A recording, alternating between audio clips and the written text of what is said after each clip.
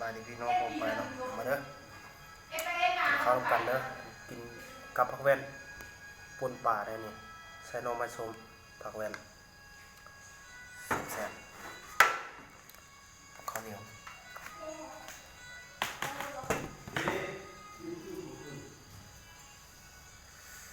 อาหารบ้านนอก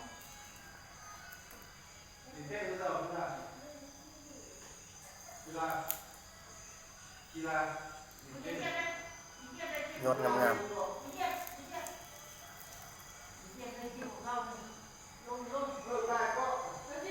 เจียวหน่อไม้ส้มเด้อนี่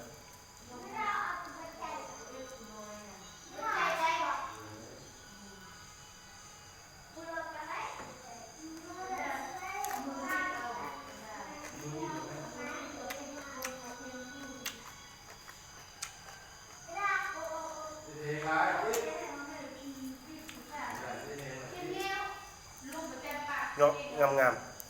ๆกินคำน้อยบ่เป็น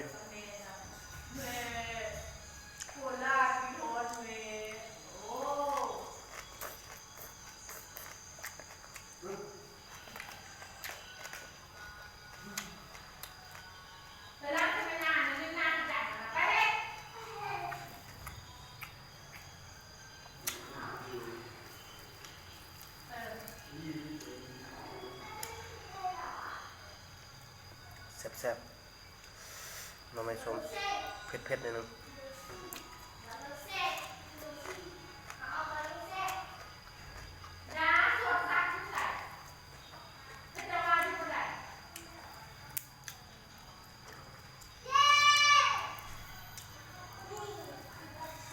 งามๆยอดมันงามๆเอามาแต่เชียงขวางเด้อ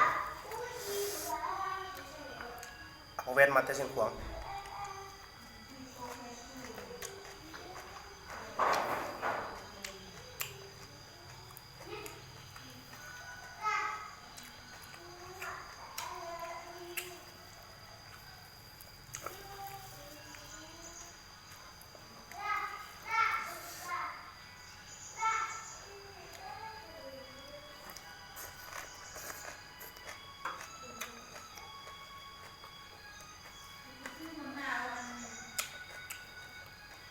พร้อม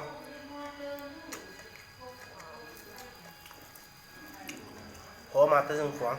เอาแว่นมาแซ่บ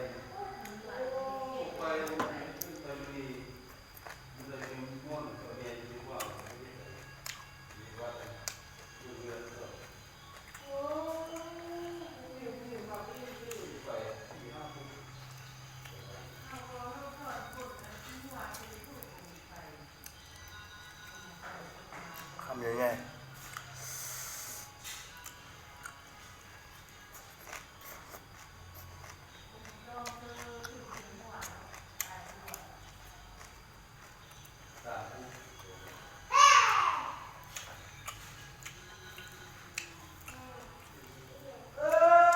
ยอด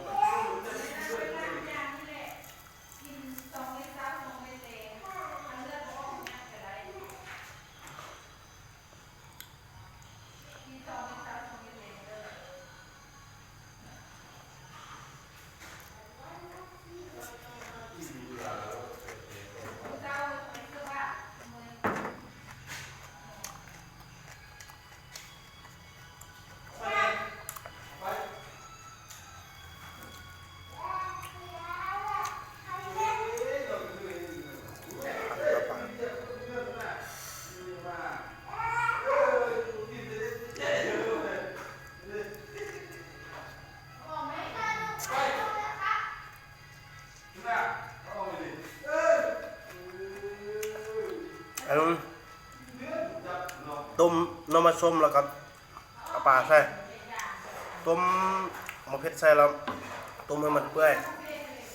ให้หน่อส้มมันได้นานแล้วคักแล้วจังอันนั้น